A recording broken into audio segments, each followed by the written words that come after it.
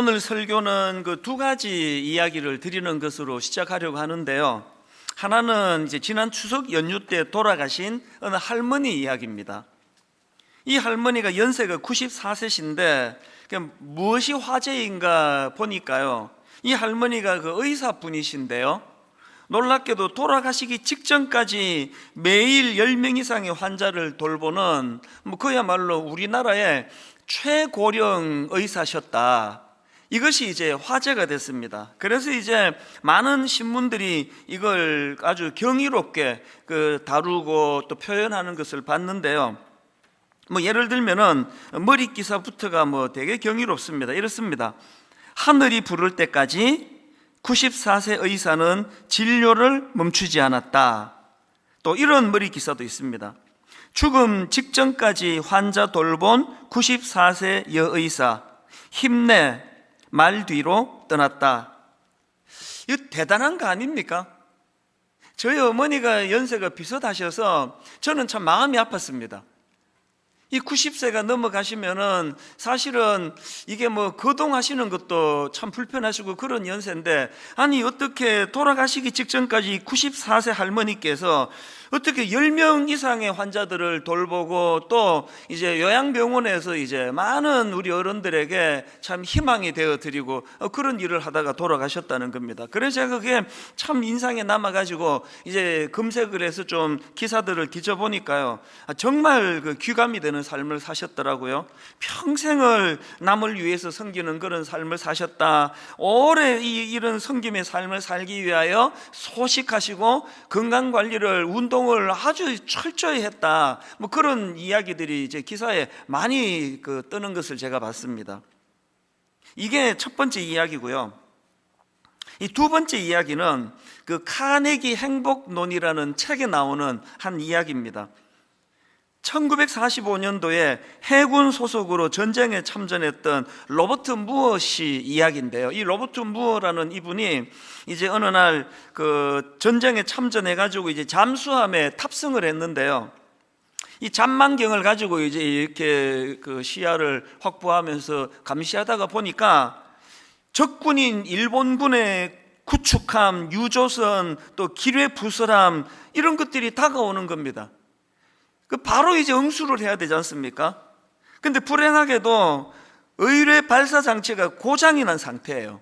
이게 속수무책입니다. 그래서 이제 너무나 다급하니까 이제 적에게 발견되지 않으려고 120피트 아래까지 이제 잠망하고 숨어 있는 겁니다. 그리고 또 이 소리가 나면은 또 들키니까, 그래서 이제 선풍기, 냉방장치, 온갖 전기장치를 다 끄고 숨 죽이고 있는데, 그래서 그게 그냥 넘어가겠습니까? 당연히 발각이 되죠. 그래서 이제 이 일본군이요, 무차별 공격을 이제 퍼부어대는데 무려 15시간이나 공격을 했대요. 근데 지금 이쪽에서는 공격할 수 있는 의뢰 발사 장치가 고장이 난 상태니까 부분적인 대응밖에 할 수 없지 않습니까? 나중에는요, 무슨 명령이 올라왔느냐 하니까 이제 그 안에 있던 모든 병사들 보고 하는 명령이 이제 전원 침대에 올라가 움직이지 말라. 워낙 이제 공격을 당하고 흔들거리고 하니까 그런 명령을 이제 받았겠죠. 침대 위에 올라가서 있는데요, 이 냉방 장치가 다 끊어지고 이래가지고 잠수함 그 안에 온도가 40도가 넘었답니다. 거기서 무려 15시간을 숨 죽이고 있으니까요, 그냥 이게 숨이 안 쉬어지고 공포 때문에 너무나 죽음의 두려움 앞에 온몸이 부들부들 떨리는 그런 시간을 15시간이나 보냈는데 기적적으로 살아난 겁니다. 그리고는 이제 이분이 그때 일을 회상을 하면서 이제 쓴 글이 있는데 한번 들어보세요. 우리가 공격을 받은 15시간은 그야말로 1500만 년처럼 생각되었습니다.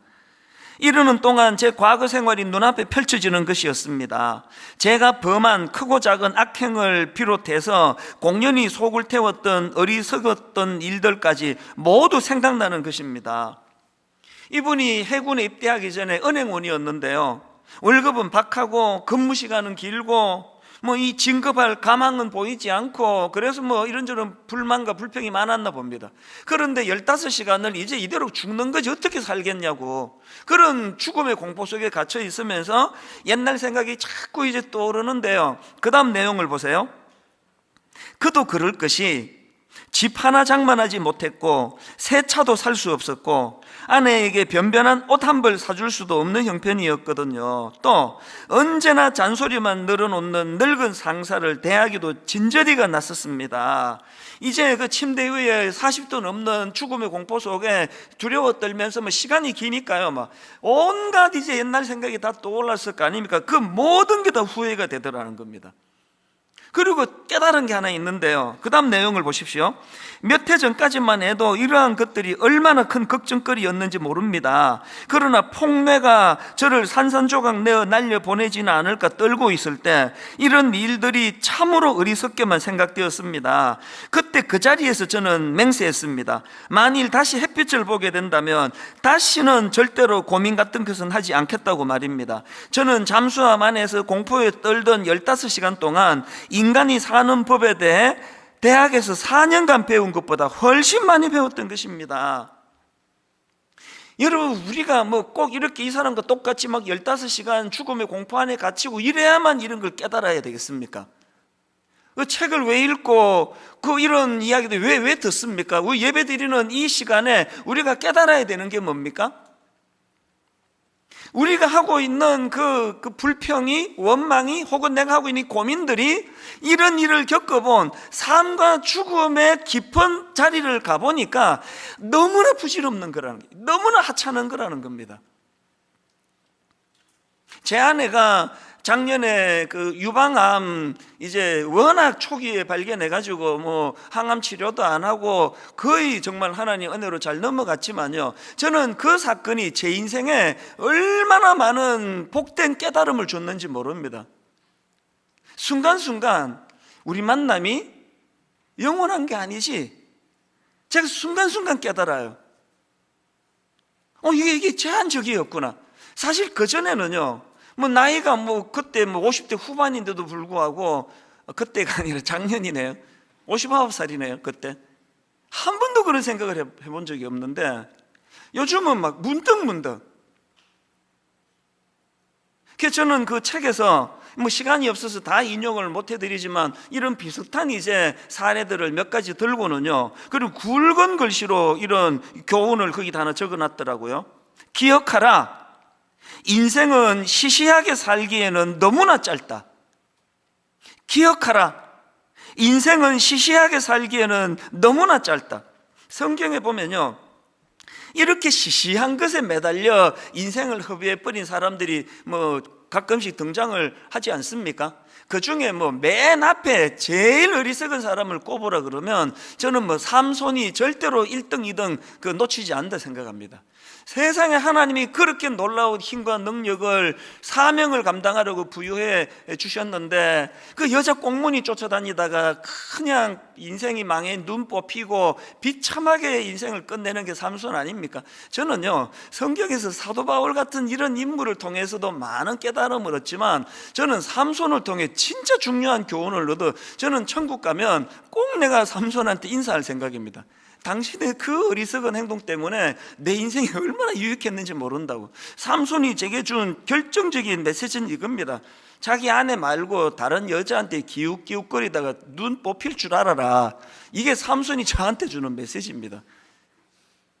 아직도 두 눈이 멀쩡한 거 보니까 그래도 아직까지는 그래도 그런 어리석은 짓을 안 한 것 같습니다. 그런가 하면은 또 성경에 뭐 삼손의 이게 뒤질세라 어리석은 사람이 또 하나 더 나오는데 사울 왕입니다. 그 다윗이 골리앗을 물리치고 막 민족의 영웅이 돼서 그렇게 떠받드는 걸 못 견뎌가지고 그렇게 질투의 화신이 돼서 그 아까운 인생을 다 허비해 버리잖아요. 이 삼손이 이 여자 조심해라 이걸 저에게 교훈을 줬다면요, 이 사울왕은 저에게 부교역자한테 질투하지 마라, 그 부교역자한테 질투하면 그 비참해진다, 이런 메시지를 제가 받았습니다. 다행히 지금까지는 뭐 부교육자를 질투해가지고 설교 잘하는 사람은 그다음부터 설교도 안 시키고 막 저기 구석진데 한직을 맡기고 뭐 그렇게 한 적이 한 번도 없는데, 그게 다 이 고마운 사울왕 때문이에요. 오랜만에 이 본당에 오시니까 지금 이게 적응이 안 돼서 안 웃으시는 거죠? 기억하라, 인생은 시시하게 살기에는 너무나 짧다. 전 여기 한마디 더 붙이고 싶습니다. 기억하라, 인생은 시시하게 살기에는 너무도 짧다. 그리고 너무나 소중하다. 이 인생의 가치가 너무나 크고 아름답기 때문에 이렇게 시시한 것에다가 우리가 허비하면서 살 수가 없다는 겁니다. 저는 우리 아이들에게도 그렇고 우리 젊은 교역자들한테도 그렇고 종종 해주는 이야기가 있는데요, 인생은 자동차 기름이 한정된 차를 몰고 목적지로 가는 것과 같다. 막 소크라테스가 이런 말 했다 그러면 다 받아 적고 할 텐데, 이 정말 저는 이게 중요한 메시지라 생각합니다. 인생은요, 자동차 기름이 한정된 그 자동차를 몰고 목적지로 가는 거예요. 그런데 이게 문제가 뭐냐 하면은요, 요즘에는 그 내비게이션이 잘 나와가지고 제가 이제 부산을 간다 딱 검색하면 여기서부터 400km입니다. 제가 여기서 이제 전라도 광주를 간다 딱 그러면 그 300km입니다. 이게 다 나오잖아요. 제가 부산을 가려고 딱딱딱딱 검색을 했더니 400km라고 나오는데 계기판을 봤더니 기름이 400km 가게 돼 있습니다.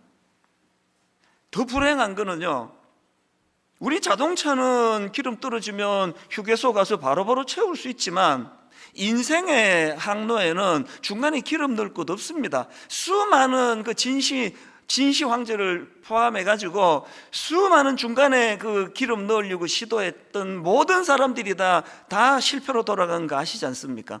그렇기 때문에요, 인생이 뭐 여기도 기웃거리고 저기도 기웃거리고 이럴 여유가 없습니다. 그 외도하시는 분들이 꼭 이 말씀을 들으면 좋겠습니다.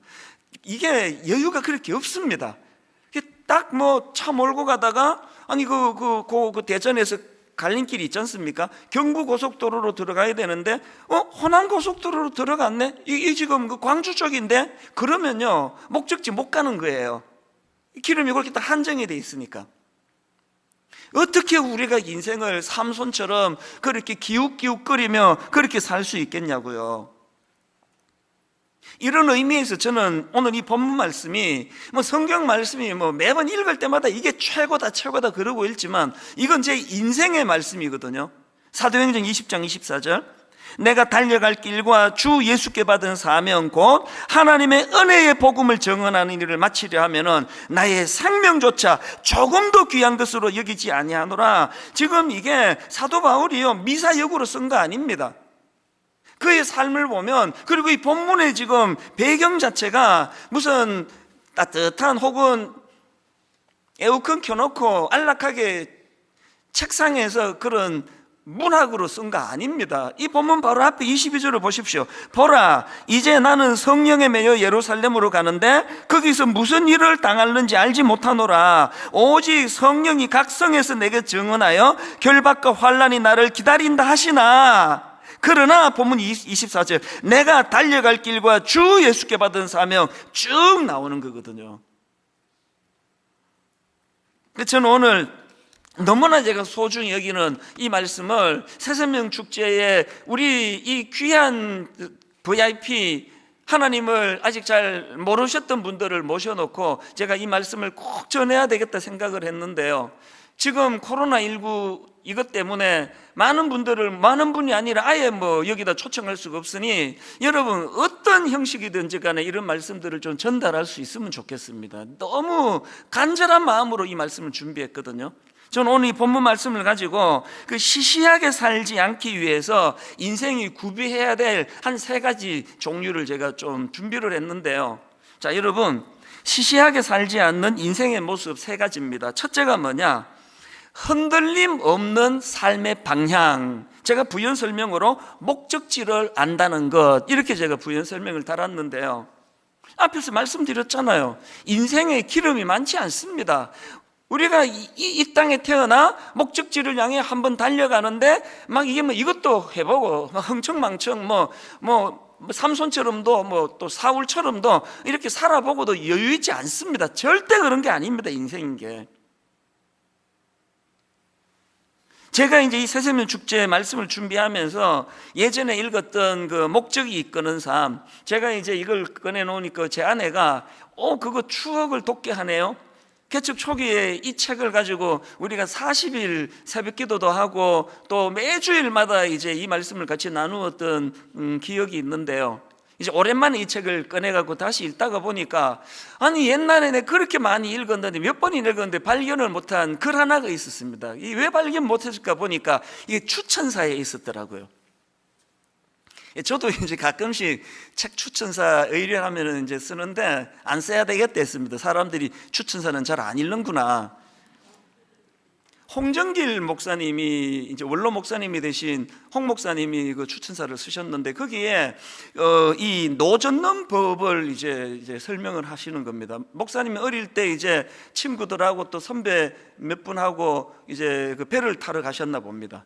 그래서 이제 노를 젓는데요. 이게 아무리 열심히 노를 저어도 배가 뭐 기웃덩거리기만 하고 제자리만 맴도는 거예요. 계속. 막 이제 뭐 어떤 친구들은 막 저기까지 앞서가고 그러는데 이 목사님은 막 계속 제자리만 뱅뱅뱅 도는 겁니다. 그랬더니 어느 선배님이 보시고 이제 이게 좀 안쓰러우셔가지고 가르쳐 준 겁니다. 이렇게 조언을 했습니다. 그 배를 보지 말고 가고자 하는 목표를 보면서 저으면 배가 그리로 가게 된다. 뭐 그 말 듣고도 뭐 시큰둥하게 받았는데요. 계속 이게 막 제자리만 도니까 이제 이 목사님이 그 선배님이 가르쳐 주신 대로 이제 앞을 향해서 목적지를 향해 바라보면서 노를 저으니까 신기하게 그때부터 이제 이 배가 가기 시작하더라. 목표를 향해서 그런 내용의 글이 거기 있는 겁니다. 이게 저에게 참 굉장히 중요한 메시지가 되더라고요. 오늘 여러분 얼마나 열심히 사십니까? 여기 솔직히 난 가장인데 아버지고 뭐고 나 그냥 난 노는 게 좋다. 난 게으르는 게 좋다. 그리고 침대에 누워서 하루 종일 주무시고 이런 분 여기 아무도 없을 거예요. 나름대로 아침 일찍 일어나 밤 늦게까지 얼마나 수고하십니까?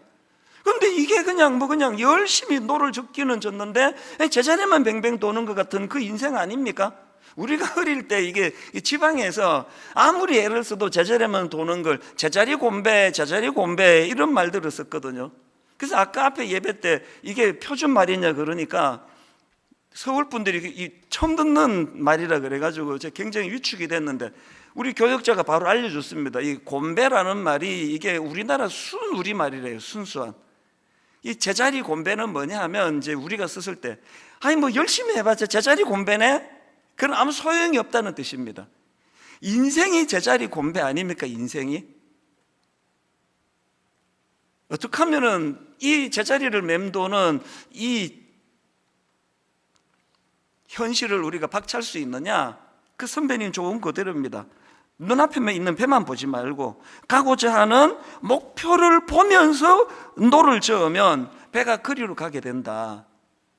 여러분 우리가 사도 바울에게서 배워야 되는 진짜 중요한 게 오늘 본문 사도행전 20장 20절에 다 담겨져 있습니다. 그 중에 맨 앞에 나오는 이 말씀, 내가 달려갈 길과, 여기 나오는 달려갈 길 할 때 이 길은요 헬라어로 드로모스라는 단어인데 우리말로 경주 혹은 경주 트랙 이런 뜻을 갖고 있습니다. 여러분 올림픽 할 때 그 선수들 보시잖아요. 지금 100m 선상에 있는 사람들은요 관중이 몇 명이 왔는지 꽉 찼는지 줄었는지 관심 하나도 안 씁니다.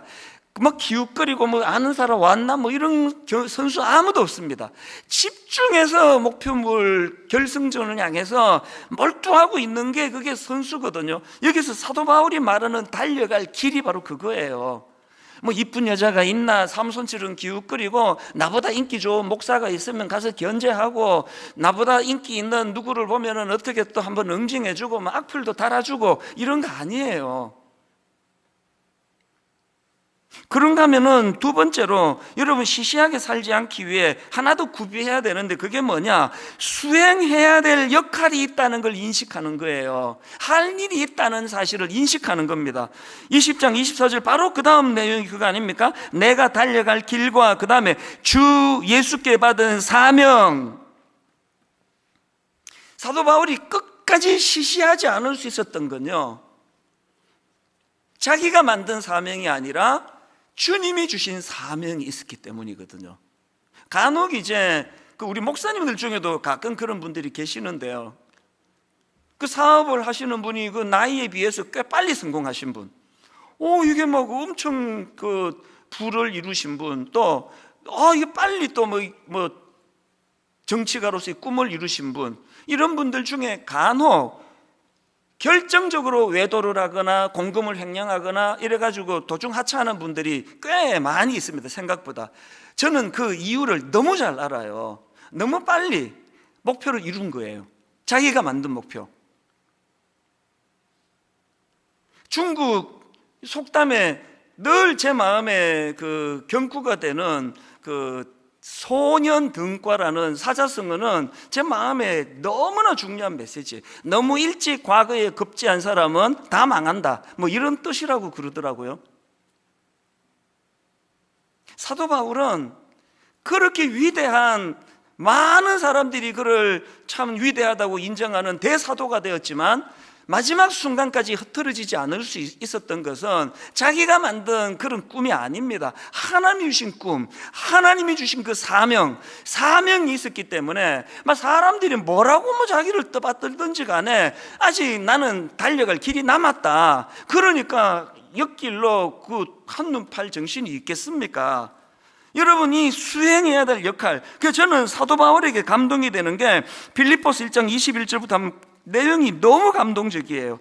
이는 내게 사는 것이 그리스도니 죽는 것도 유익함이라. 그러나 만일 육신으로 사는 이것이 내 일의 열매일진데 무엇을 택해야 할는지 나는 알지 못하노라. 내가 그 둘 사이에 끼었으니 차라리 세상을 떠나서 그리스도와 함께 있는 것이 훨씬 더 좋은 일이라 그렇게 하고 싶으나 내가 육신으로 사는 것이, 잘 들어보세요, 내가 육신으로 있는 것이 너희를 위하여 더 유익하기 때문에 내가 오늘도 살려고 이렇게 애를 쓴다. 두 죽음과 삶 사이에 끼어 있다는 거예요. 나 자신을 위해서는 이렇게 고난스럽고 힘든 이 땅 빨리 정리하고 천국으로 가 주님 곁에 가는 게 내게 훨씬 유익하지만, 그러나 나는 더 살아내기를 원한다. 너희들에게 내가 유익하기 때문이다. 이게 하나님 주신 사명을 이해하는 사람이에요. 94세 된 그 할머니가 사실 내가 그 기사를 보면서 마음으로 빌었거든요. 그리고 확신했거든요. 이분 크리스찬이다. 크리스찬이기를 바란다. 이 목사의 병이에요. 이 직업병. 이 뭐 훌륭한 분 보면은 이분이 예수 믿는 사람이면 좋겠는데 막 뒤졌더니 권사님이시더라고요. 너무 기뻤습니다. 이 권사님이 우리나라 최고령 의사 기록을 내실 수 있었던 것은 하나님이 주신 사명이 있기 때문에 돌아가시기 직전까지 10명 이상의 환자들을 돌보고 나중에 요양병원에서 그 또래분들의 그 쓸쓸함을 달래주고 위로해주고 그런 사명이 있었기 때문에 94세까지 제가 그 기사 읽으면서 꿈이 생겼습니다. 우리 교회 의사 집사님 95세 기록을 깨주시기를 바랍니다. 95세 현역으로. 이 사명이에요. 이런 사명을 갖고 있을 때 시시한 인생이 될 수 없는 거 아닙니까? 마지막 세 번째로 시시한 인생이 되지 않기 위하여 하나 더 갖추어야 되는데요, 죽음에 대한 이해. 제가 부연 설명하기를 돌아갈 본향이 있음을 안다는 것, 이게 나를 시시하게 시시한 인생이 되지 않게 한다는 것. 본문 24절 뒷부분에 그 내용이 나옵니다. 내가 달려갈 길과 주 예수께 받은 사명 곧 하나님의 은혜의 복음을 증언하는 일을 마치려 하면은 나의 생명조차 조금도 귀한 것으로 여기지 아니하노라. 제가 오래전에 일이긴 한데요, 로마를 방문한 적이 있습니다. 그게 집회가 있어서 이제 로마를 갔더니 너무너무 고맙게도 집사님 몇 분들이 이제 목사님 설교 인터넷에서 잘 듣고 있습니다 그러면서 며칠을 저한테 딱 붙어서 너무너무 맛있는 것도 사주시고 막 좋은데 구경도 데려가시고 그래서 뭐 콜로세움을 위시해서 그 관광객들이 많이 모이는데 여러 군데를 다녀왔거든요. 그런데 제 마음에 그 여러 군데 중에 진짜 한 번 더 가봤으면, 내가 이거 다시 한 번만 더 가봤으면 하는 마음에 늘 그 그림이 그려지는 곳이 딱 한 군데 있습니다. 콜로세움을 뭐 달력에 있는 거랑 너무 똑같아가지고 뭐 두 번 보고 싶진 않습니다. 내가 한 번만 더 가봤으면 하는 데가 뭐냐 하니까 사도 바울이 마지막에 감옥에 갇혀있던 그 현장 잘 보관해 놨더라고요. 여기서 감옥 생활을 하다가 이제 참수를 당해서 이제 죽는 그 현장을 설명해 주시는데, 이분은 거기 이제 현지 사시는 분이니까요, 계절별로 어느 때 뭐 온도가 어떻고 이런 설명을 하는데, 어느 그 순간에 기온차가 많아가지고 겨울에는요 사도 바울이 어마어마하게 거기서 고통스러웠어요. 추워가지고. 실제로 그 디모데후서인가 보면은 사도 바울이 올 때 겉옷을 좀 가져다 달라고 그런 부탁을 하지 않습니까? 그렇게 비참하게 감옥 생활을 하다가 이제 참수를 당해서 인생을 끝내는데, 제가 그때 받았던 경외감이 뭐냐 하면은요, 제가 미국의 필로신학교에서 공부할 때 노 교수님의 말씀 한번 말씀드렸잖아요.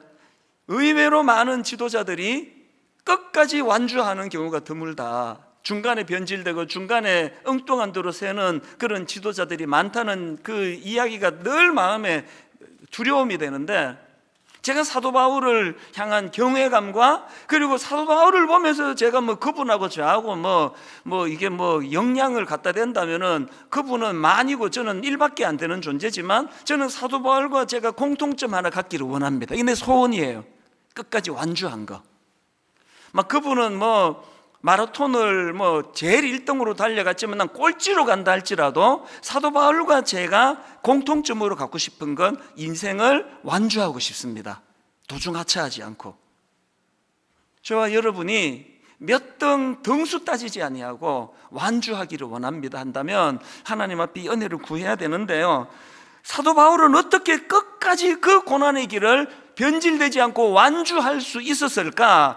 바로 그 대답이 디모데후서 4장에 나와 있는 걸 제가 이번에 새롭게 또 감동이 되더라고요. 6절부터 보십시오. 전제와 같이 내가 벌써 부어지고 나의 떠날 시각이 가까웠도다. 나는 선한 싸움을 싸우고 나의 달려갈 길을 마치고 믿음을 지켰으니. 아니 이게 지금 이게 임종 직전, 죽음 직전 아닙니까? 아니 어떻게 임종을 앞둔 어른이 이 순간까지 이런 고백을 할 수 있나 봤더니요, 어떻게 이게 가능했나? 그 이유가 바로 그 다음 8절에 나오더라고요. 어떻게 이런 죽음을 앞두고도 흐트러짐이 없이 나의 달려갈 길을 내가 이제 다 마치고 이제 정리할 때라고 말할 수 있었나 보니까 8절에 이렇게 나옵니다. 이제 후로는 나를 위하여 의의 면류관이 예비되었으므로. 저는 이 두 문장이에요. 이 두 마디가요, 이제 후로는 이 죽음이 끝이 아니라는 겁니다. 이제 후로는, 그 다음에 나를 위하여 이 땅에서의 사명을 많이 감당한 자들에게 주시는 의의 면류관을 사모하는 마음이 사도 바울에게 있었던 겁니다.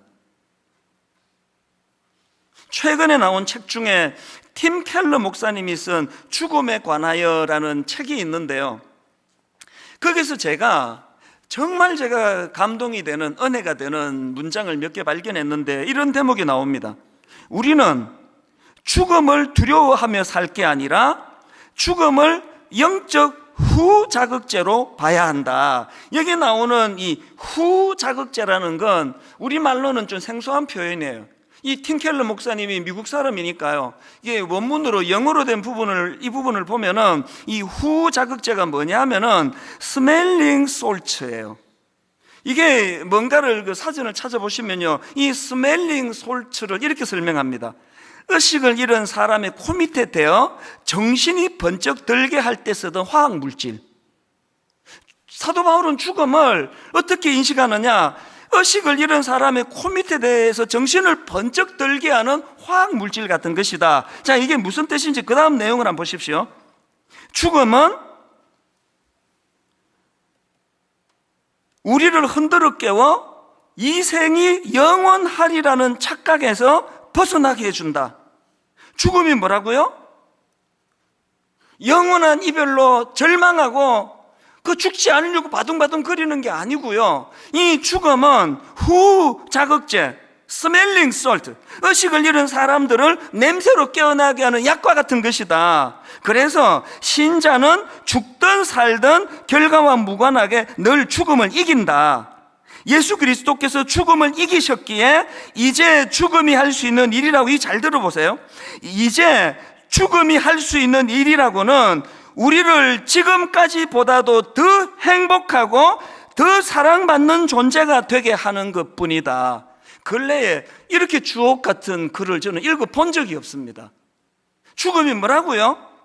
이제 죽음이 할 수 있는 일이라고는 우리를 지금보다도 더 행복하고 더 사랑받는 존재가 되게 하는 것뿐이다. 이 죽음이래요. 죽음이 의식을 잃은 사람의 코 밑에 대서 정신이 들게 만드는 화학물질이에요. 무슨 정신을요? 자꾸 죽음이 끝이라고, 이 땅이 전부라고, 이렇게 그 이상한 소리 하는 사람들에게 정신을 번쩍 들게 하는 약이, 화학물질이, 그게 죽음이래요. 사도 바울이 죽음에 대하여 이런 이해를 하고 있으니, 그래서 그 책에 보면은요, 현대인들이 지금 이 죽음에 대한 정리가 잘 돼 있지 않아서 인생이 이렇게 혼란스럽고 타락하고 방종하고 그렇게 된다는 겁니다. 그 다음 이런 내용이 있습니다. 현대 문화에서 섹스와 연애, 돈과 출세, 정치와 사회운동 등 수많은 요소의 비중이 지나치게 비대해진 현상은 현대인이 죽음 앞에서 신과 종교에 의지하지 않고도 의미를 느끼려고 한다는 방증이다. 한마디로 말해서 죽음에 대해서 오해하고 있다는 거예요. 이 땅이 전부인데 막 그냥 남편 아내 막 숨겨가면서 막 한 여자랑 내가 만족이 돼? 어떻게 내가 한 남자로 끝낼 수 있냐고. 막 누려야지, 즐겨야지, 돈 벌어야지. 그렇게 집착하다가 허무하게 끝나버린다는 겁니다. 사도 바울이 임종을 앞두고도 어떻게 그렇게 담대할 수 있었냐고요? 자기가 생각하는 죽음은요, 정신 잃은 사람한테 코 밑에 대가지고 정신이 번쩍 들게 하는 화학물질로 이해했으니까, 사도 바울이 이해하는 이 죽음이라는 거는 이제 죽음이 할 수 있는 일이라고는 우리를 지금보다 더 행복하고 더 사랑받는 존재가 되게 하는 것밖에 없다. 왜? 죽음은 우리를 하나님 나라로 인도하니까. 이 확신이 있으니까 이 땅에서 조급함이 없는 거예요. 저희 어머니가 뭐 사도 바울과 뭐 비교할 수 있는 건 아니지만 적어도 제 눈으로 저희 어머니는 사도 바울과 똑같은 원칙으로 사시는 분이에요. 그러니까 장수하시네요.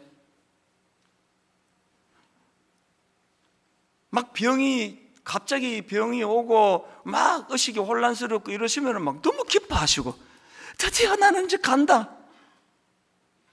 또 살아나시면 참 그 무능한 막내 아들이 이렇게 큰 교회 목사가 돼가지고 어떡하냐고 맨날 하나님께 기도하시고, 살아계시면 사명을 감당하시고, 이제 이게 끝나나 보다 그러면 막 기쁘게 주님 앞으로 갈 준비가 돼 있고.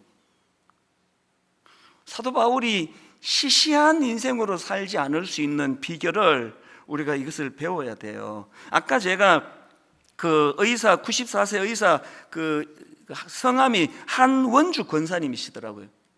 이분이 이제 그 쓰신 책이 있는데요. 이번에 제가 그래서 이것도 구해서 제가 읽어봤는데, 백세 현역이 어찌 꿈이랴. 그 책에 보니까요, 이런 헌신적인 삶을 살게 된 계기가 있더라고요. 약 40년 전에 사랑하는 남편이 갑자기 돌아가셨어요. 40년 전 해봐야 뭐 50대 중후반 연세이긴 한데요. 그래서 이제 그 일을 계기로 병원을 다 정리하고 의료 선교 의원을 운영하고 수십 년간 무료 진료 봉사를 하고 그런 삶을 이제 살게 됐는데, 그 책에서 이런 내용을 담고 있습니다. 내용입니다. 그러던 어느 날 남편의 죽음은 나의 육신과 영혼을 송두리째 뒤흔들어 놓았다. 그의 죽음은 우리 모두를 당혹해 했다. 특히 그의 순수한 학구열을 누구보다도 잘 알고 이해하고 있던 나는 번뇌가 클 수밖에 없었다. 남편이 가고 나니 나의 인생관도 바뀌었다. 재물도 명예도 지위도 부질없는 것이라는 마음이 엄습했다. 인생의 위기가 온 거예요. 그렇게 부를 그렇게 의사로서 명예를 그렇게 모든 걸 다 누려도 다 허무한 거예요. 그 남편이 이 부부간에 금슬이 너무 좋으셨는지 그런 허무가 찾아올 때, 인생에게 위기가 왔을 때, 그 다음 글을 보세요. 허전하고 허망한 심정을 달랠 길을 갈망하면서 눈물로 기도하며 하나님께 매달렸다. 그 길 밖에는 내 마음을 가라앉힐 방법이 없었다. 그래서 새벽 기도를 나가기 시작했대요. 새벽마다 하나님 앞에 은혜를 구하며 새벽마다 하나님 앞에 이 허무하고 허망한 마음을 주님 앞에 토해 놓았을 때, 제가 이 글을 읽는데요, 지난주 여러분께 보여드렸던 그 사진이 떠오르는 거 아닙니까? 다시 한번 화면으로 보시겠습니까? 저 손이요, 지난 주일에는 저 손의 주인공은 베드로였는데요, 오늘 보니까 저 손의 주인공이 또 이 할머니예요. 50대 인생의 위기가 왔을 때, 점점 빠져들어갈 때, 남편의 부재가 어떤 것도 다 시들하게 만들 그때에, 그 새벽기도 나가서 하나님께 은혜를 구했을 때, 그 손을 잡아 가치 있는 인생으로 만들어 주셔서 우리나라 최고령 의사, 수많은 신문들이, 어떤 유력한 정치가라도 저는 이렇게 많은 신문들이 의미 부여하면서 그의 죽음을 다루는 기사를 저는 근래에 본 적이 없습니다.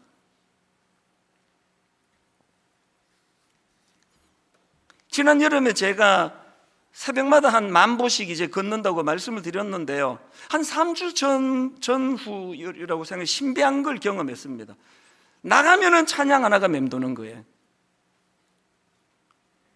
그리고 이 찬양만 부르면은 눈물이 나는 겁니다. 나는 길 잃은 나그네였네, 죄 중에 헤매이는데 사랑의 왕 내 목자 예수, 나를 집으로 인도하네. 이상하게 매일 새벽에 찬양이 또 올라져가지고 가면서 막 유튜브를 검색해서, 어떨 때는 어떤 교회 성가대 특송으로 제가 듣고, 어떨 때는 어떤 그 성악가의 그 찬양으로 그거를 듣고 하는데, 어느 찬양인지 눈물이 나는 거예요. 새벽마다. 왜 그랬을까요? 제 얘기거든요. 나는 길 잃은 나그네였네. 이 나이까지 오기까지 20대 초반에 미국 건너가서부터 시작해서 얼마나 많은 길 잃은 나그네 같은 일들이 많았습니까? 죄 중에 헤매이는데 사랑의 왕 내 목자 예수, 나를 어디로? 집으로 인도하네. 많이 울컥울컥 참 눈물을 삼키면서 그 새벽마다 가슴이 뜨거워졌는데요, 오늘 여러분 코로나19 때문에 이 자리에 초청하지 못한 많은 분들에게 이 말씀을 들려주고 싶습니다. 20대 초반에 제가 흑인 가게에서 일을 하기도 하고 미국 공장에서 청소를 하기도 하고 유태인들만 있어가지고, 이건 동양인은 영어 잘 못하는 저 한 사람 딱 있고 전부 자기들끼리 엿새 동안 왕따 당하는 심정으로 살아갈 때 저를 살려준 게 교회예요. 교회가 없었으면 전 죽었습니다. 지금 그 빚을 제가 갖고 있는 거거든요. 영적으로는 손을 내밀어 주시는 주님이 계시고, 결론을 저는 이렇게 맺기를 원합니다. 제가 오늘 결론을 맺으면서요, 한 가지 부탁이 하나 있는데요, 이제 다음 주일은 청년주일로 드립니다. 저희는 매년 이거 굉장히 의미라고 생각합니다. 우리가 먼저 영적으로 새로운 의미를 부여받고, 그리고는 그 다음에 자녀 살리자는 거예요. 너무 많은 지금 우리 젊은이들이 이 악한 것들의 속임수에 길을 잃어버렸거든요. 이번에 우리 청년교구 목사님들이 너무 고마운 게요, 이번에 타이틀이 끼니 그러지마 프로젝트랍니다. 여기에 많은 중의적인 의미가 있죠. 그래서 무려 한 2,500여 명의 우리 청년들에게 어디에 신청한 청년들에게 이제 이 기프트 박스를 이제 선물을 하는데, 화면을 한번 보시겠습니까? 저런 내용이 담겨 있습니다. 그래서 저기에 영혼의 양식, 이제 곧 이제 마가복음 설교로 되돌아갈 건데요, 여기에 메시지 성경으로 마가복음, 이거는 영혼의 양식. 그런가 하면 실제적으로 저 안에 이제 우리 아이들, 우리 청년들 아침 식사 한 끼와 간식이 들어있답니다. 2,500박스 하는데 예산이 얼마쯤 드느냐? 한 3,500만 원 된대요. 제일 쉬운 게 교회 돈 집행하는 거예요. 하지 말자 그랬습니다. 십시일반하자. 그리고 제 마음에 이번에는 매년 우리 어르신들을 위해서는 어버이날 하지만 이번에 10월 마지막 주일에 청년주일이라면 이제 그 다음 주일인 11월 첫째 주일은 행복한 시니어 주일. 우리 94세 의사 할머니처럼 가치를 가지고 달려가는 어른들도 많이 계시지만 뭔가 지금 허전하고 외로운 이런 어른들을 좀 살펴보자. 그래서 이 두 주일을 묶어서 이제 우리가 십시일반해서 우리 어른 밥 한 끼 대접하고 우리 아들 밥 한 끼 대접하는 마음으로 우리가 모아서 이 정성을 가지고 우리 아이들을 대접하고 어른들을 대접하자. 여러분 은혜 받으시고 홈페이지로 들어가셔서 좀 같이 동참해 주시고, 돈 없어서 이렇게 하는 거 아닙니다. 우리가 마음을 모아서 젊은이들을 격려하고. 결론을 맺으면서 영상 하나를 소개해드리고 오늘 설교를 마치려고 하는데요. 이 영상은 오래 남편을 위하여 기도해요. 10년, 20년 이상 기도한 분들이에요. 어떤 내용인지를 한번 영상을 같이 보시고 이제 말씀을 정리하도록 하겠습니다. 안녕하세요. 11교구 박진주 집사입니다. 최성아 집사입니다. 강지은 집사입니다. 남편들이 아직 저희 교회에 등록을 하지 않았어요. 그래서 저희가 미등록 남편들 해서 미남클럽이라는 이름을 지어봤습니다. 우리가 언제부터 기도했었죠? 2018년 말쯤에 자연스럽게 티타임을 하다가 남편들 얘기가 나왔고 기도 제목이 된 것 같아요. 저녁 10시에 알람을 맞춰가지고 같이 각자 처소에서 기도하는 식으로 진행을 했죠. 기도하고 있는 걸 남편들이 알고 거기서 힘을 받는 것 같아요. 네. 그러니까 10시에 알람이 울리는데도 이제 뭐 하다가 조금 늦게 방에 들어가거나 그러면 기도 안 해? 네. 물어보고 애들도 엄마 뭐 이러고 그러는 것 같아요. 네. 어쩌다 일찍 오면 수요 예배 시간인데 왜 예배 안 드리고 설거지하고 있냐고 말하기도 하고요. 본인은 안 드리겠어. 그래서 남편이 이렇게 표현은 안 해도 마음속에 향하는 그 마음은 있구나. 그게 또 위안이 되기도 하지만 한편으로는 그게 더 이렇게 얄밉게 느껴질 때도 있었던 것 같아요.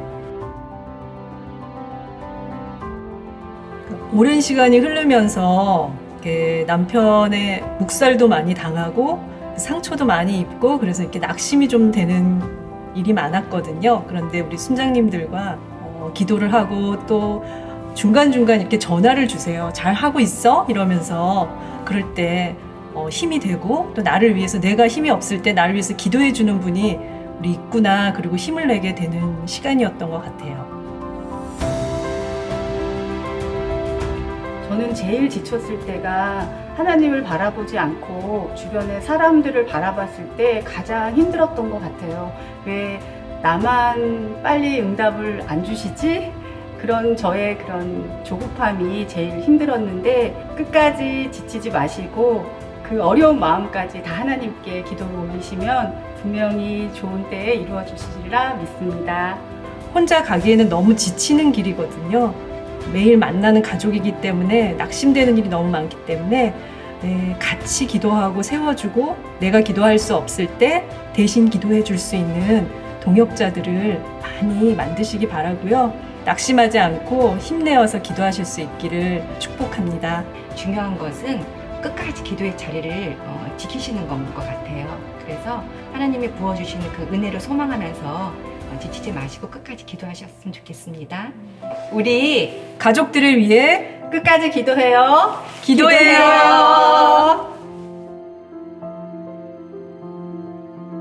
아들 그리고 사랑하는 당신, 이번 주 새생명 축제 우리 모두 함께 은혜 나눠요. 사랑합니다. 민아가 오늘 예배 참석해줘서 고마워.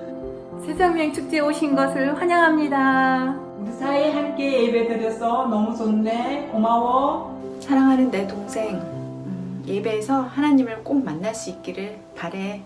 사랑하는 아들, 딸, 너희들과 함께하는 요즘의 시간들이 귀한 선물 같아 감사하고 너무나 행복하단다. 우리 큰딸 함께 예배드려서 너무 좋다.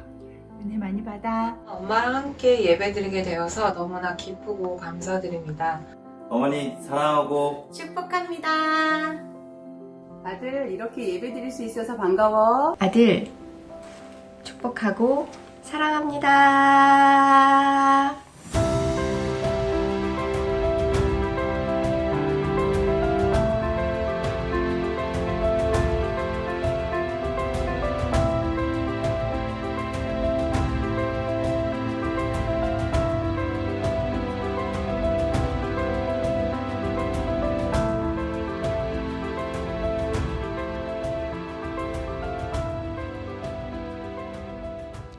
인생을 살다 보면 텅 빈 들판에 홀로 서 있는 것 같은 느낌을 가질 때가 있습니다. 제가 이렇게 큰 교회 목사고 뭐 이 동네에서 길을 걸으면 10걸음에 한 분씩 만납니다. 아는 분을.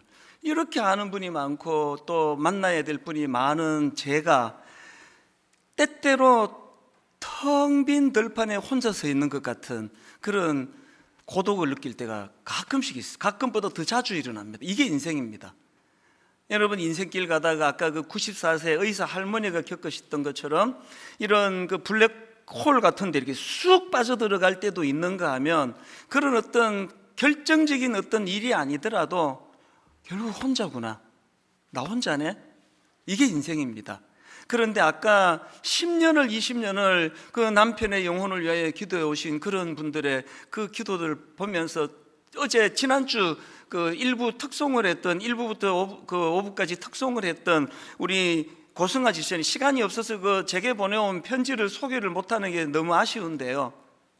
연로하신 부모님, 그 어머니 청력을 점점 잃어가시는데 나는 우리 엄마와 부모님과 영원히 하나님 나라를 가고 싶어하는 그런 애절한 마음들이 그 곡을 본인이 직접 만들게 만든 그 찬양을 한번 나중에 한번 들어보세요. 혼자가 아닙니다.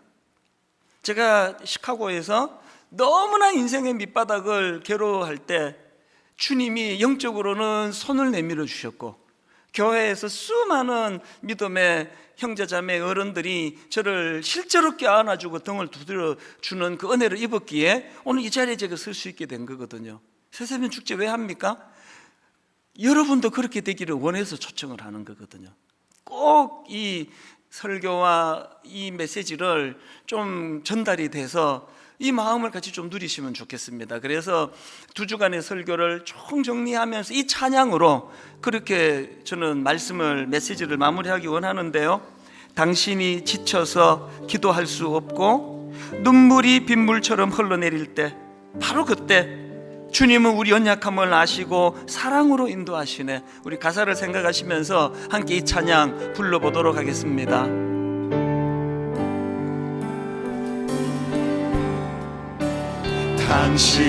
당신이 지쳐서 기도할 수 없고 눈물이 빗물처럼 흘러내릴 때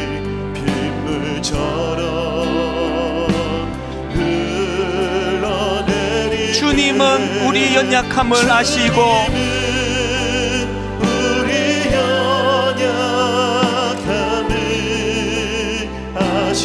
사랑으로 인도하시네. 때때로 텅 빈 들판에 홀로 서 있는 것 같은 아픔이 있을 때 누군가 널 위하여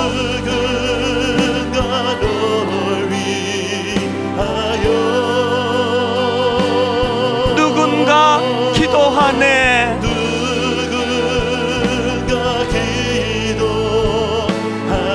언제 기도해 주십니까? 내가 홀로 외로워서 마음이 무너질 때 누군가 널 위해 기도하네. 당신이 외로이 홀로 남았을 때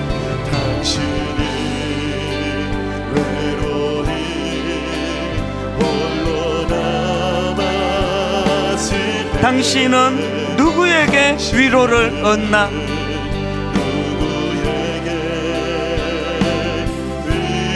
누구에게 위로를 얻으십니까? 주님은 우리 상한 마음을 아시고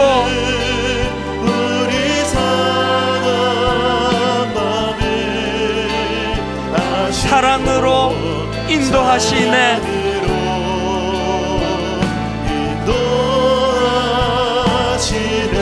외로운 나그네 인생길 꼭 기억하셔야 됩니다. 누군가 널 위하여,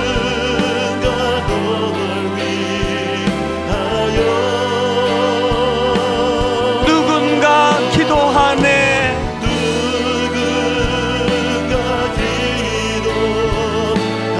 언제 기도해 주십니까? 내가 홀로 외로워서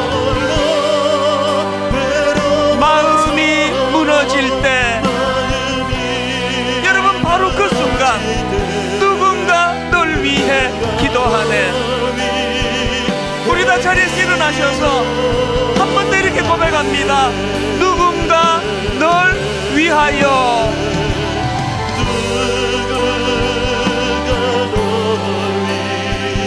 여러분 꼭 기억하셔야 됩니다. 누군가 기도하네.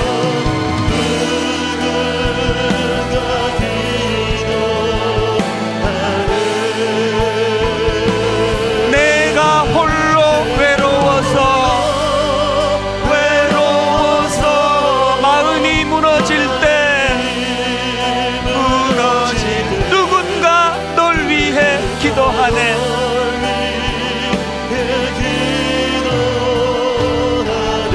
오늘 주신 말씀을 가지고 기도하고, 내 영혼을 위해서 기도하고, 내가 회복이 되기를 위해 기도하고 뿐만 아니라 오늘 아버지 그 누구 한 사람을 위하여 축복하며 기도하는 자리로 나가기를 원합니다.